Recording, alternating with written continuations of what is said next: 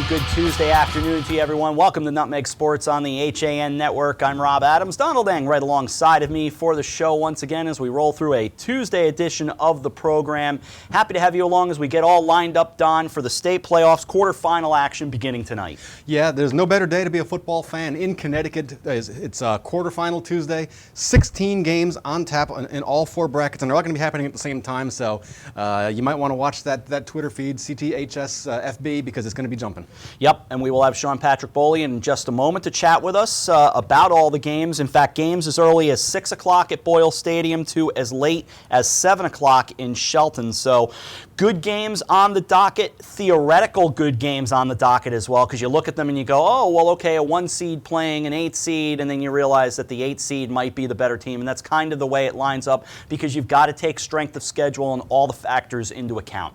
Right, and there's also quite a few rematches of regular season games, particularly in Class Double-L.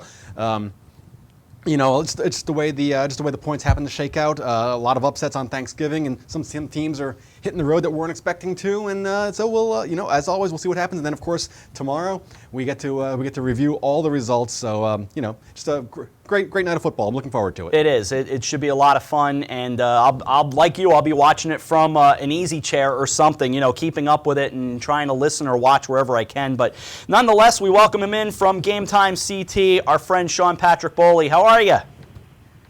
Good afternoon. How you guys doing? We're all right. How's everything with you? You all set to go for a big night? Oh, yeah. It's been a long couple of weeks here. Coming right after Thanksgiving, it seems like just yesterday. Well, I think it was just yesterday. We were all at Boyle Stadium enjoying that show down there by the Darien Blue Wave, and good times. And now we jump right into quarterfinals, and you know we don't blink. So here we go. Let's do it. You're going to be making the trek to Windsor tonight?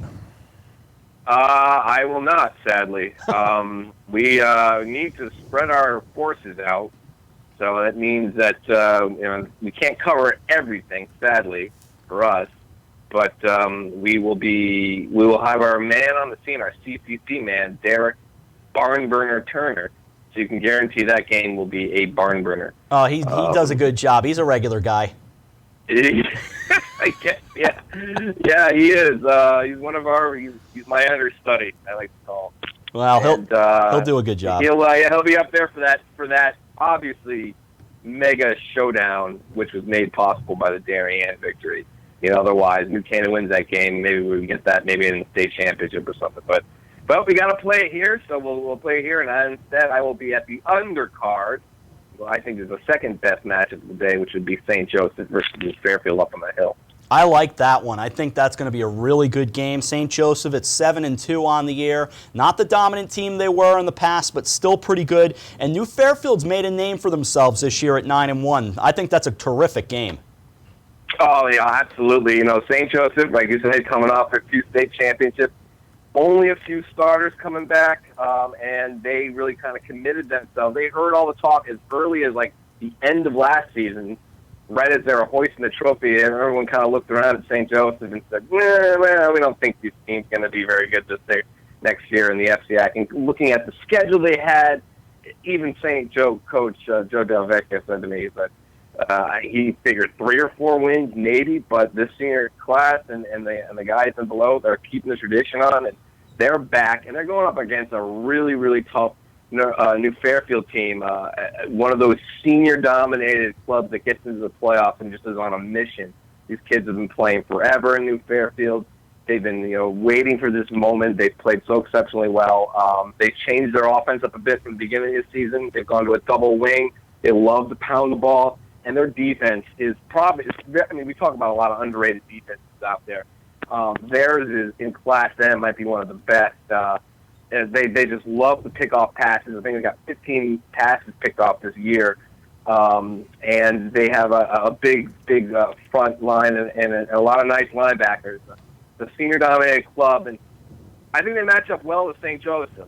You know, St. Joseph obviously plays maybe a little bit tougher competition, maybe not, depending on who you ask.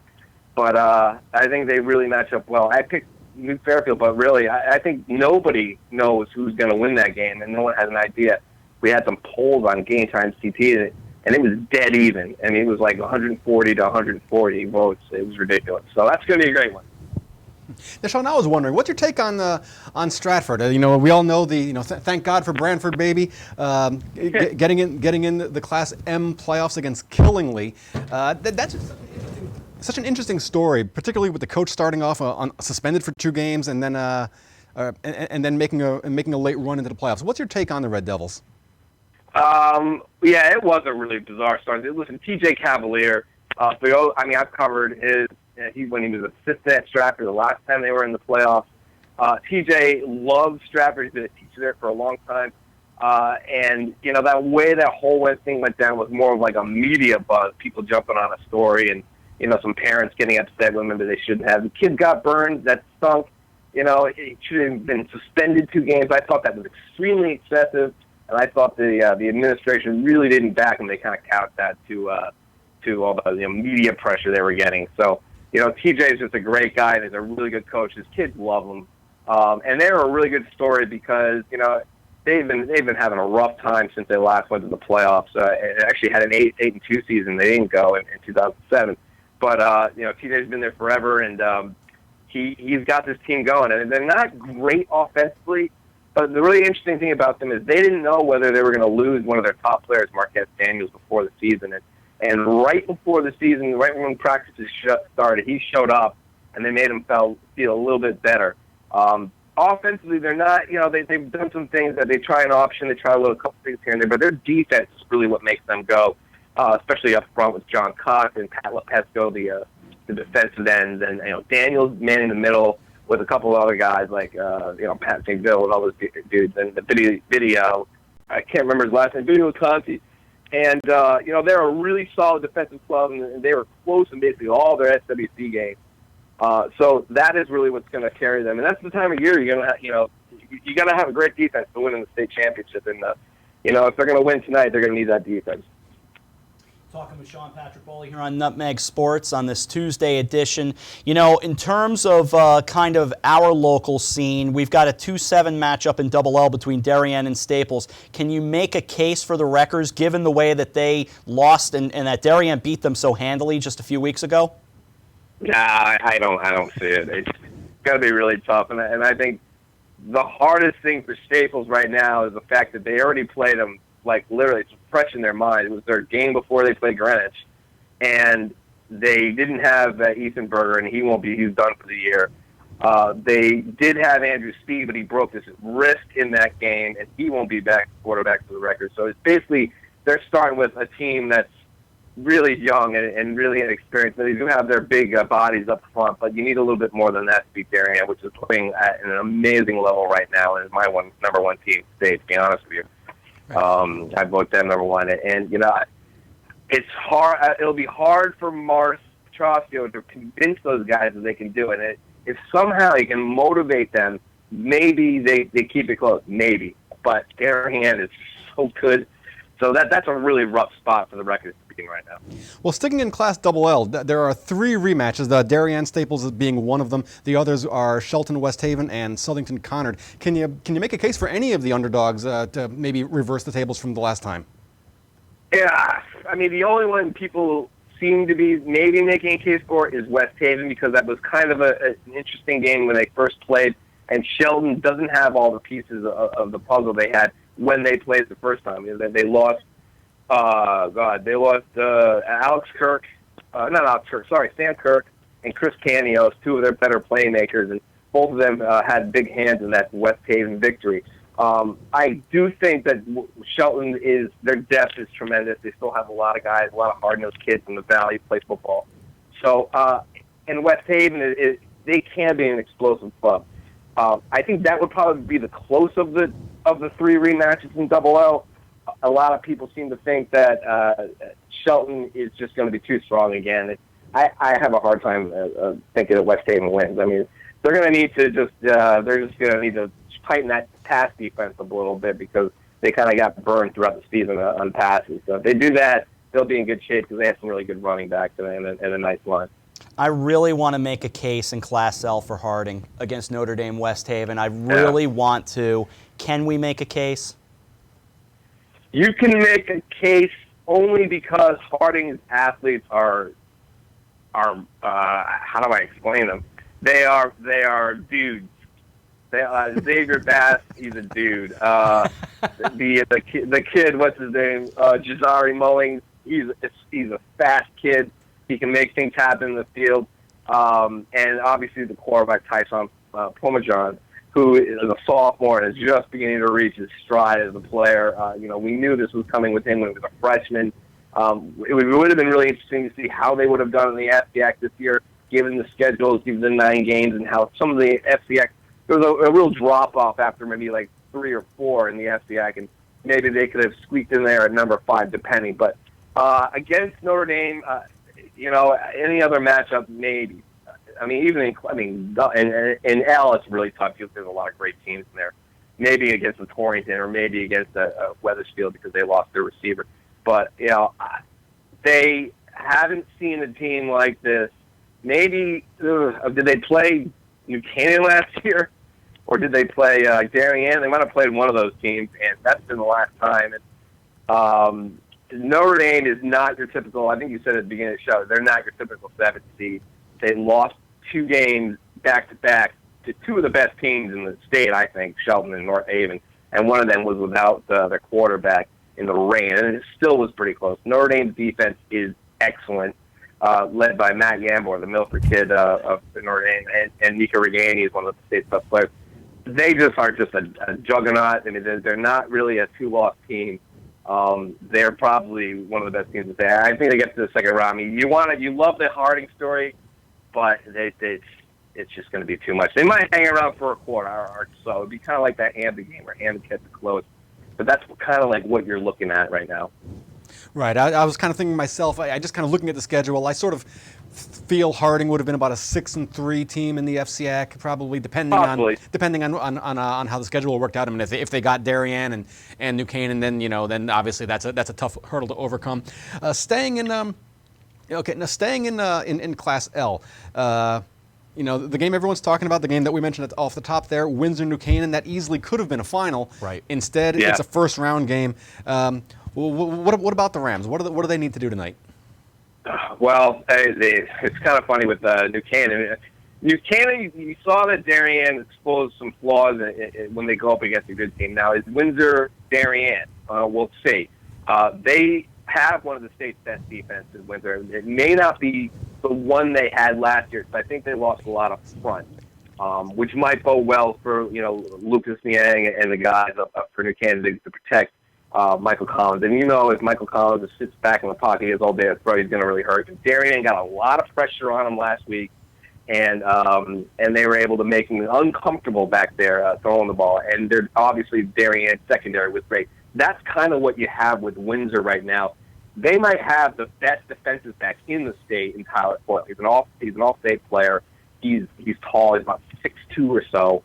He's a huge kid, and he's a ball hawk. You throw in his direction, and he can make incredible plays. I saw them against Windsor earlier on the season, and their defense was lights out in that game. And against a Wethersfield team that loves to run around, throw the ball, and make things happen, Wethersfield really had to work against that defense. They had a lead, but they could not crack the end zone against that defense. So this is a very interesting matchup. So you have I said in my capsule for this game on Game Time that the secondary of Windsor versus New Canaan's receiving core is like a game unto itself. I mean, you also have Isaiah up there and a few other guys, and they have some really nice linebackers too. So the defense versus New Canaan, we'll see how they manage it. But New Canaan's defense, offense really is just dynamic. Now, on the other side of the ball, you have New Canaan's defense, which has been good. It hasn't been like outstanding, but it's been good. I mean, Darien didn't exactly blow their doors off, but they moved the ball when they needed to, and especially with the pass. Windsor might obviously, I don't think is as good a passing team as Darien is. I think Darien's pass is up there with Southington. But they do have one of the top running backs in the state, in Benny Foles, who is a monster. I mean, he's a freak of nature, this kid. I don't know if they give him the ball that much, but when they do, he makes you miss, and he can run you over, and he can explode out of the backfield like a flash. And I don't know if there's anyone in the FDAC who comes even close to Benny. as Benny Foles. Benny Foles is amazing. And then also you have Tyler Coyle, who sits out there and can catch passes over any of those defensive backs. So it's going to be an amazing matchup. I picked New Canaan to win, but I could see this one going either way. They played twice earlier a couple of years ago with New Canaan winning the first time late. It was a barn burner. And then the next year, Windsor was the one that able to hold them off at the end. So now I think this is the best two teams we've seen in this matchup. So, I mean, it's going to be a tremendous game. I just wish I could be there, but luckily we'll have our guy named Farnborough. You know, I was about to say before you said it that these two teams are actually forging something of an unlikely rivalry with the two playoff meetings. And last year they did not play. They were in the class one. Windsor was Class L large, New Canaan Class L small, and they both won their respective. I said, wait, I didn't hear that. I said 2 state champions last year. Yes, that's right. Yeah, both of them in Class L, the large and small brackets. Windsor and New Canaan both winning their respective bracket. Yeah, no, it's a dream matchup. It's a state championship matchup. It's only because of the way the point system works out and the fact that New Canaan didn't play a 10-game schedule and then they lost the one game. When you lose a game in a 9-game schedule, it's compounded a bit because you just don't. Every loss is worth more, but every win is worth more. So they got dropped all the way down to number 6. And Windsor, since you had Hardy in there sitting at 10-0 and North Haven at 10-0, Windsor just didn't have the points those 2 days. So now you have this matchup, which is a shame. If you were able to seed it, if I was able to figure it, I'd probably say like North Haven would be the 1, or Windsor the 2, and New Canaan 3 at least, if you look at it, and then maybe Notre Dame 4 if I was to do it like objectively.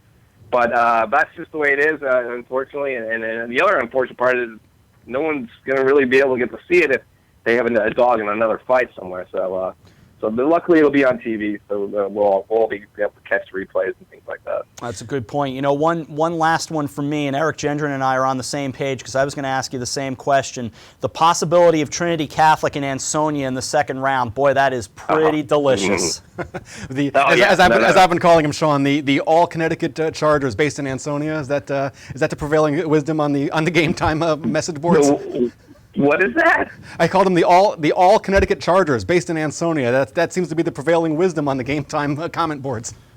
Oh, I know. People love to jump on Ansonia. They love to stick it to them. They love to say this team doesn't deserve all the accolades it gets. They do have a very rabid fan base that sits there and says we'll beat anybody, anytime, anywhere. Where I sense to agree with that. I even said on that. I thought Antonia's coaching staff, I'd take them in the battle against anybody. They're tremendous. Tom Brockett does an amazing job. Oh, yeah. And he's had all those guys there who've been there for decades. Bobby Leachy and, Sponheimer, and you just go down the line. They've got a tremendous Steve Coughlin sitting in there helping them out. And their run speaks for itself. I don't think anyone can begrudge them, even though they do. But, it's a really interesting Ansonia team. It's not a vintage Ansonia team. You walk on the field and you look at it, and you expect to see this juggernaut. It really isn't. It's very, very pedestrian looking. And the kids are smaller than normal. Other than the 2 backs, Tyler Bailey and Tajik Bagley, there's not a lot that really blows you out of the water when you look at them. Like when you walk on the field at New Canaan and you see Lucas Yang sitting there, you're like, holy cow, they got nothing like that, Ansonia. So it's a very interesting team. I know everyone's going to jump on their case if they lose. It's an interesting matchup because I think Trinity's got some bigger bodies than Ansonia this year. And they certainly have the athletes out in the open field. I mean, I like Anthony Lombardi. I think the kid can sling it. I mean, John Michael Pavona's had a heck of a year since he started. And obviously, Sanders catching passes, and that's a tough matchup for Ansonia. But I mean, Ansonia is so well coached, and the kids on this team have been coached so beyond what their abilities looked like at the beginning of the season. I mean, granted, this is a team that lost everybody from last year that went to the state final, except their 2 backs. And those kids are amazing, and everyone just plays above their head. So, is this a game that Trinity can win? Absolutely. I mean, it's one of the teams in the bracket that Tom Brockett was like, I don't know if they scare me, but they concern me if we met up with them. So that'll be a very interesting matchup. I mean, obviously, Trinity, when they last went into the playoffs a couple of years ago, everyone said, well, the FCX got its Class S team, and it's just going to roll away to the final. We'll get an Ansonia showdown. Well, North Branford, which was a great team that year, had some other plans, and they won a shootout over there in Guilford that year. So, we hopefully will get this matchup, And if we do, expect that to be one of the bigger ones of the semifinal weekend. I have to admit, that'd be one that would tempt me to go get tickets for. That would be tempting. I wouldn't sleep on Morgan though. They've had a great year. Or should I say more tempted to go get credentials? Either way, good stuff as always. We'll catch up with you soon. Hey, thanks for coming on today. Thanks, guys. Thanks for having me. Good luck and enjoy yourself. We'll see you out there. All right, sounds good. That's Sean Patrick Boley from Game Time CT. Of course, just covers it so well, and he's a great guy. He really is. He's a good dude. I like him. He's a great guy. Fun to be around. A heck of a long snapper, also, as we noticed. I meant to mention to him that we were using that picture that he's using as his Twitter avatar right now, or whatever you want to call it, his profile pic these days, that he shot last week. I think it was actually taken by Pete Paguaga out at Boyle Stadium. And that was actually during the impromptu reporters versus Stanford Black Knights touch football game. I think, although after the fact, I think all the reporters were pretty much down for the next week, and Stanford went on to have a whole nother practice afterwards. So the joy of being a teenager is not to be underestimated. We really had a good time with all those guys out there last week, and it was good to see everybody kind of break some walls down and just have a good time with it all. So anyway, we'll do that again. But nonetheless, we'll have some of these other guys on again pretty soon. And thanks to Sean Patrick Boley, we'll take a break. We'll come back with more of Nutmeg Sports right after this on the HAN Network. Here at the Darien Sports Shop, we are very excited about our newly redesigned men's department. Gentlemen, if you're shopping for work, weekend, or wedding, we've got the latest styles and trends inside our spacious new department just for you. We have vast selections from Peter Millar, Vineyard Vines, Johnny O, Duckhead, Barber, and so much more. And you can even walk out of the store in the new Wolverine 1,000-mile men's boot. Conveniently located with free and easy parking at 1127 Post Road, Darien, Connecticut, or shop us online at dariensport.com.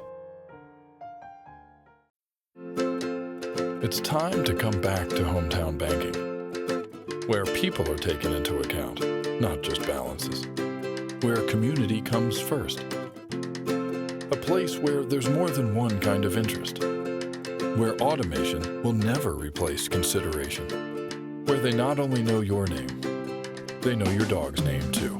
It's time to expect more. It's time to bank well. Bank smart. Bank local. Bank well. This fall for our red panda. That's right. Rashawn the red panda will be visiting the Beardsley Zoo for a limited time. Resembling raccoons, red pandas primarily eat bamboo, but will occasionally eat fruits, berries, young leaves, and certain tree bark, like their better-known black and white cousins. As an adult, Rashawn is expected to weigh 10 to 12 pounds, and you can see him at the South American Rainforest exhibit, Connecticut's Beardsley Zoo of Bridgeport. A whole new experience. 875 Noble Avenue, Bridgeport. 203-394-6565.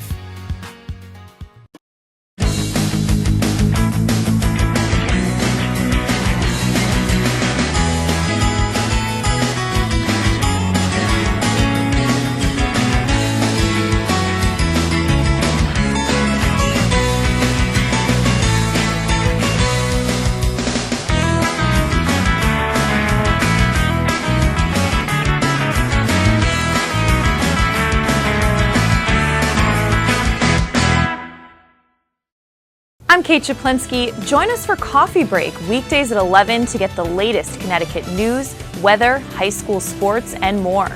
News doesn't get any more local than on Coffee Break on the HAN Network. Back with you on Nutmeg Sports as we roll through this Tuesday edition. Thanks to Sean Patrick Boley for joining us. Do you got a particular game? Do you have a particular game you really like tonight? Anything that you're hung up on? Anything that is kind of your underdog that you can see? Well, as far as live dogs go, I was actually a game we kind of glossed over when we had Sean on. We just ran out of time. We did. Yeah, no question about it. That is the Granby Seymour game. Granby, a very new program. They run an option offense. They're a very big team. Seymour, a smaller, athletic team. That to me is almost like that's always the classic matchup. I think you're going to see a lot of points scored in that game because Granby's offensive line outweighs Seymour's defensive line by about 60 pounds. Mm-hmm.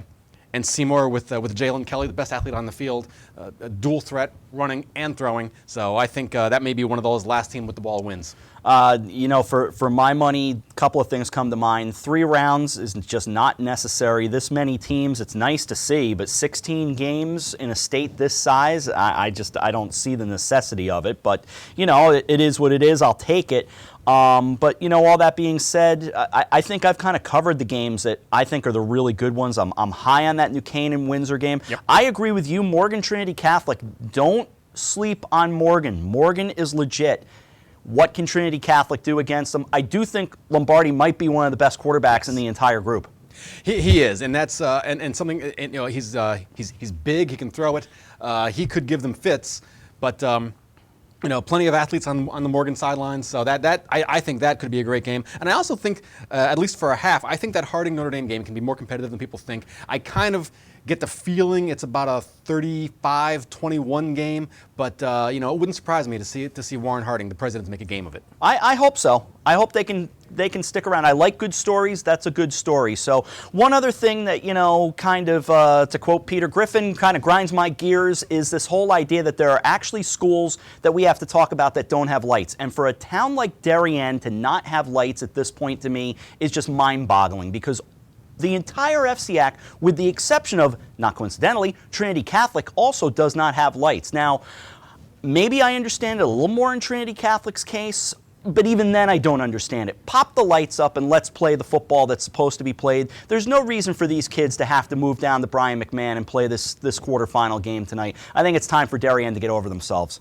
Well, the thing is with Darien is that they may not have lights, but they do have neighbors that are sort of legalistically minded. So there's that's always a bit of an issue also with some of these schools. Well, and it's I guess it's one thing that gets under my skin, because I watched it go on in Greenwich of all places, where they battled. There was one guy who battled those lights tooth and nail and bluntly told people that he had the money to just keep spending on lawsuits. And to me, I mean, I don't want to my head pop here, but to me, it's just beyond ridiculous. And I just, there are rental lights that they could even bring in for tonight at Darien. Why the harm? Why be so hard on all this stuff? It's good for the community. These football games are always good for the community. I know every now and then you come across some silly little thing that goes on where someone's name gets called over the PA system because they've done something wrong, but I actually heard that kind of talk when Greenwich went to put up lights. Oh, well, there's going to be stuff going on. Well, come on, let's not be so idiotic. What, the rampant street crime in Greenwich? Yes, just like the rampant street. Darien. Yeah, exactly. Come on. Well, and you know what it is. I mean, I get that you like your peace and quiet at night, but you're talking a couple nights a year. Yes, granted, they'll play soccer games and lacrosse games under the lights also periodically, but those don't really draw big crowds. And also, these games are starting at 6:30, 7 o'clock, so the lights are off at 10. So I agree with you, but it's unfortunately, administrations can't snap their fingers and make the lights happen. Well, no, they can't. They can't. And in Darien, there is a big movement to get the lights up, and the thinking is that some of the more veteran neighbors will depart eventually, and that's the things I hear from people. But and that eventually, with younger families moving in, they'll say, okay, who cares? Put up the lights. But that's just my 2 cents on it. So anyway, I don't think that should be happening, but good luck to all tonight. And good luck to those doing the games. The guys down at WWPT at Staples, they've got the Staples Darien game. I like those kids, so I want them to have a good call. Good luck also to all the HAN folks that are going to be out covering games tonight. Absolutely. We've been watching the map where we're going to deploy the resources. And as always, if we can follow those results on Twitter and at GameTimeCT. And of course, hashtag CTHSFB is the best way to follow it all. Darn you, Castech. That's right. But, have fun following these games and get out to them if you can. I know it's not the best night weather-wise, and you've got other ways to, like I said, WWPT or other ways to watch or listen to these games. But, by all means, pay attention to these kids, even if your school is kind of done. For me, there's no dog in the fight, but I'm still going to check a game or two out tonight, so as best as I can, because they are almost all at the same time. And while that's kind of cool from that NFL perspective, right, it's not so great from that I want to see all these games perspective. It's almost like the first weekend of the NCAA tournament, where there's games happening all over the place and the scores are rolling in. That is fun. It's not particularly fun if you want to actually see the games, but but that's what the semis are for. Show flew right by. It's 2:30 already. Can you I believe know. it? Know you tomorrow. No me tomorrow. I'll also have me, but you know, Nutmeg won't. You're currying tomorrow. I am. I little- am currying. That's my day job. A little dash of some spice, and you're off and running. Dave Stewart will be here tomorrow to join me for the show, so I appreciate Dave stopping by. We'll talk about the New Canaan game, obviously, against Windsor. Tough game. Keep an eye on that one as well. So all of that will be in the offing for you tomorrow, and we'll look forward to doing it then. And, of course, we'll get your day started with Coffee Break at 11 o'clock. Let's see. It's Wednesday, and then along comes us at 2, and away we go from there. So good stuff. And one way or another, I'll see you for history tomorrow. How about that? Yes, you will. I'll probably even see him after we turn off the cameras. That'll do it for Nutmeg Sports. Our thanks to Eric Gendron. He directed across the way. AJ Simonowski'd his way in here for a moment, and then he disappeared. So I'm going to give him credit anyway. For Donald Eng, I'm Rob Adams. Thanks for Sean Patrick Foley calling us. We'll see you tomorrow. Thanks for watching Nutmeg Sports on the HAN Network.